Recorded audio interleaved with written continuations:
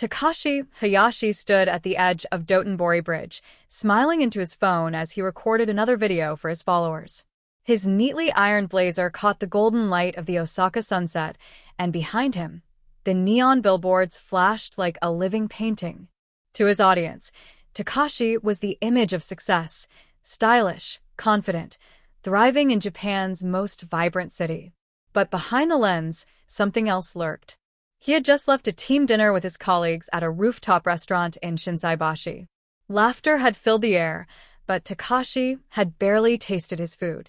Every moment had been a silent competition. Who wore the finest watch? Who had the latest phone? Who would get promoted next? Takashi had smiled all evening, but his jaw ached from the effort. As he walked past a group of students taking selfies, he overheard someone mention his name. Not the full name, just Takashi from sales. The voice was low, half impressed, half mocking. He slowed his pace, pretending not to listen.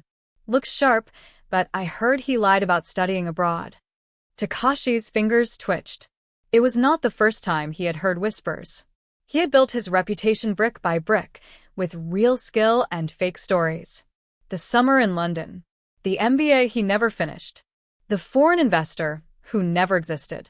All created to impress, to rise above, to matter. Osaka had never been kind to the insecure. It was a city of pride, loud, fast, unforgiving. Here, even silence could humiliate you. That night, he returned to his flat near Umeda. Everything inside gleamed. Polished floors, modern art, a wall of whiskey bottles that had never been opened. He stared into the glass, seeing a reflection he barely recognized. He opened a message from Yui Sakamoto. Haven't seen you in years. I'm in Osaka next week. Coffee. Yui. The one person who knew the version of him that didn't need fixing. The version buried under layers of curated perfection. Takashi didn't respond immediately. Instead, he scrolled back through his own photos, filtered memories, forced smiles, hollow victories. His phone buzzed again. This time, a message from his boss. Early meeting tomorrow. Wear the blue suit. Big client. Takashi glanced at the suit hanging near the mirror. It was the same suit he had borrowed money to buy. The same one he wore when he first lied about his past. He closed the message and sat in the dark, Osaka glowing outside his window like a stage he never left. And behind all the lights, the mask began to crack. The cafe in Nakazakicho was quiet that morning, its wooden chairs and soft jazz music offering a kind of calm that Takashi had not felt in weeks. He arrived early, nervous fingers adjusting his cuffs, rehearsing lines in his head as though preparing for a performance. He had chosen this place deliberately, humble, tasteful, just trendy enough to appear effortless. He wanted to look natural, grounded, like the man Yui used to know. She arrived 10 minutes late, breezing in with a bright smile and an armful of Osaka's morning light. Yui had barely changed. Still warm, still sharp-eyed, still untamed by the polished rules of corporate life. Her voice was soft but clear as she greeted him, her eyes scanning his face, as if searching for the boy she remembered. You look taller, she said with a teasing grin. Takashi laughed. It was the first real laugh he had released in days. They spoke of old days, high school pranks, late-night ramen, the time they missed the last train, and walked hours through the suburbs of Kyoto. Yui spoke freely, full of stories and sincerity. Takashi nodded and smiled, but he was calculating everything, how much truth to reveal, which version of himself to present. So, I've seen your videos, she said suddenly. You're practically a celebrity now. His smile froze for a moment. Not really. Just part of the job, I suppose. Yui stirred her coffee slowly. You always wanted to be noticed. Even back then. But I think the old Takashi didn't need all this noise. He looked away, pretending to watch the steam rise from his cup. People change. Sure. But not always for the better. There was no malice in her tone. Just something heavier, concern, familiarity. Truth. He changed the subject quickly, asking about her work and education, her travels, her recent move to Kyoto. She spoke with purpose, but her eyes lingered on him too long. She could sense it, he knew. the facade, the tension beneath the surface. They parted with a soft goodbye and a promise to meet again. No firm date, just the kind that vanishes with time. As Takashi walked back through the narrow streets, his phone buzzed. A new comment on his latest video. "This guy's so fake. Real success doesn't need this much showing off." He deleted it instantly, but the words had already taken root. He stopped outside a shop window, catching his reflection in the glass. The tailored suit, the styled hair, the perfectly measured posture. And all he could see was how far he had drifted from who he used to be. Behind him, someone laughed. Not at him, but close enough to feel personal. He turned, suddenly aware that in this city of millions, the only thing louder than applause was silence. The following morning, Takashi stood in the lift of the Tennoji Business Tower, eyes fixed on the gleaming numbers above the door. The blue suit clung to him like armor, freshly pressed and exact to every inch. Around him, others scrolled through their phones, checked their watches, or simply stared at the floor. No one spoke. In this building, silence was part of the uniform. The client meeting was held on the 27th floor, a sleek, sterile room with glass walls and a view of Osaka stretching into gray distance. Takashi's team waited inside, smiling stiffly. The client, a senior executive from a Tokyo firm, barely looked at him. Introductions were brief. Takashi opened the pitch with his signature charm, backed by graphs and keywords rehearsed to perfection. But halfway through, his voice faltered. He had practiced the numbers, but his confidence stumbled on something far less calculable: doubt. "Apologies," he said, clearing his throat. To continue, he felt eyes on him, his manager, the client, the intern taking notes in the corner. The weight of their attention pressed against his spine. The meeting ended without disaster, but also without spark. Polite smiles, empty nods, a handshake that meant little. In the washroom afterwards, Takashi splashed cold water on his face. His reflection stared back, eyes rimmed with exhaustion. He adjusted his tie. Still perfect, still hollow. As he turned to leave, he bumped into Riku, the new hire from Kyoto. Fresh out of university. Sharp suit. Sharper instincts. "You alright, Takashi-san?" Riku asked. Takashi smiled automatically. "Of course. You did well today." "Thanks," Riku said, hesitating. "I've been meaning to ask that story you told at the team dinner about the London internship. That was real, yeah? Sounds amazing." Takashi paused. A single second stretched into a sentence he could not say. "Yeah," he lied. "It was." Riku grinned. "That's the dream, man. Hopefully I get that chance someday." He left, leaving the scent of ambition in his wake. Takashi turned back to the mirror. The smile on his face had already faded. That night, back in his flat, he poured himself a drink, one of the expensive whiskeys he never touched. The first sip burned. The second was softer. He scrolled through his phone, landing on an old message thread with Yui. 5 years of silence, then yesterday's conversation. He typed something, then deleted it. Then typed again. Was I always this fake? He didn't send it. He stood up, glass in hand, and walked to the wall-mounted mirror in his hallway. His reflection stood sharp and certain, but it no longer comforted him. With a sudden motion, he threw the whiskey at the mirror. The glass cracked. Not shattered, just enough to distort the image. He stared at the fracture. And for the first time in years, the version of himself he saw looked scared. The invitation arrived 2 days later, slipped under Takashi's door in a cream envelope with gold lettering. It was from his manager, delivered with a personal note. Private dinner. Exclusive guests. Your presence is expected. Don't be late.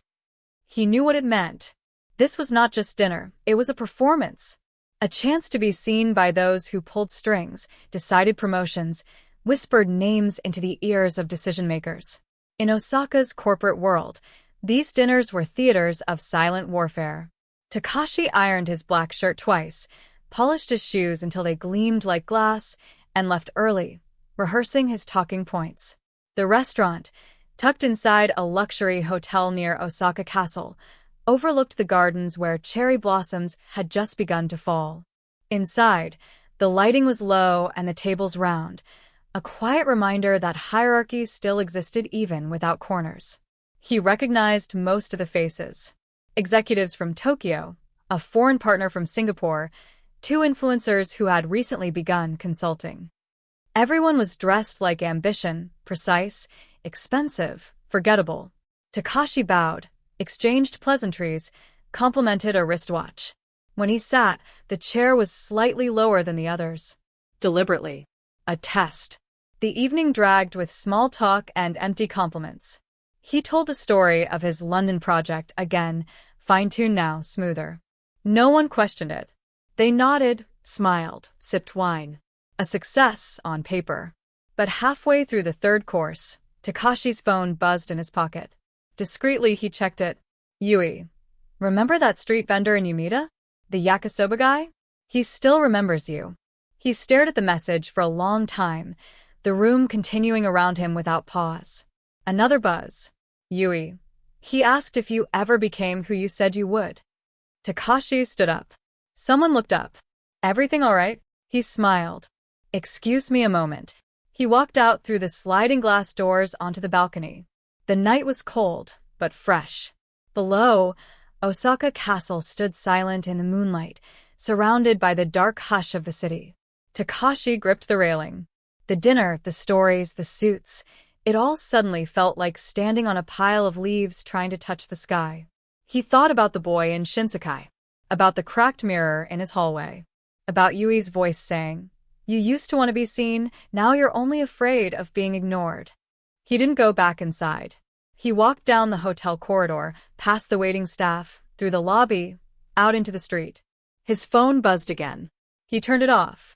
As he passed a convenience store, he caught his reflection in the glass door. For the first time, he did not stop to fix his hair. He just kept walking, not away from the dinner, but towards something he didn't yet have the words to name. It was past midnight when Takashi returned to his flat in Umeda. The city was quiet now, the kind of quiet that only arrived after the last train, and before the first birdsong. He slipped off his shoes and walked straight to his desk, ignoring the cracked mirror in the hallway that still bore the scar of his whiskey-fueled frustration. He opened his laptop. The soft hum of the machine filled the silence. His video editor was still running, a half-finished vlog from earlier that week. Shots of Dotonbori's canals, cuts of him pretending to laugh at something off-camera, a voiceover he had recorded in his inspirational tone. He scrubbed through the timeline, watching himself frame angles, repeat phrases, tilt his head just right. It was rehearsed, artificial, flawless. He hit pause. Then, without really knowing why, he opened the webcam. The red light blinked on. He sat still for a long time, unsure where to start. Then he spoke. "My name is Takashi Hayashi. I'm 32. I sell dreams I don't believe in. I wear suits I can't afford to impress people who don't remember my name. I lie. Often. Easily." He looked down, then back into the lens. "I said I studied abroad. I didn't. I said I knew investors. I don't. I said I was happy." A pause. "I'm not sure." He stopped recording. The file sat there on his desktop, unnamed. A video that would never be posted. A confession not for followers, but for himself. The next morning, sunlight crept across the floor, catching the edge of the broken mirror. Takashi made tea. No filters, no photos, no brand collaborations. Just tea. He left his flat without checking his hair. Walked the streets of Osaka without a destination. The air was crisp, and the city felt different somehow. Not softer, Osaka never softened, but more real. At a crossing near Nakanoshima, he passed a group of students filming a dance video. One of them pointed at him. "Hey, it's that guy from Insta. The suit guy." Takashi gave a brief smile. Not a performance. Just a smile. They asked for a photo. He obliged. As he turned to leave, one of the students asked, "You got any advice, man? Like, how to be successful?" Takashi paused. "Don't confuse being seen with being known," he said. They laughed politely, unsure what it meant. He kept walking. Later that day, he returned to the yakisoba vendor Yui had mentioned. The man recognized him instantly. Long time, the vendor grinned. Still trying to be famous? Takashi smiled. Trying to be honest.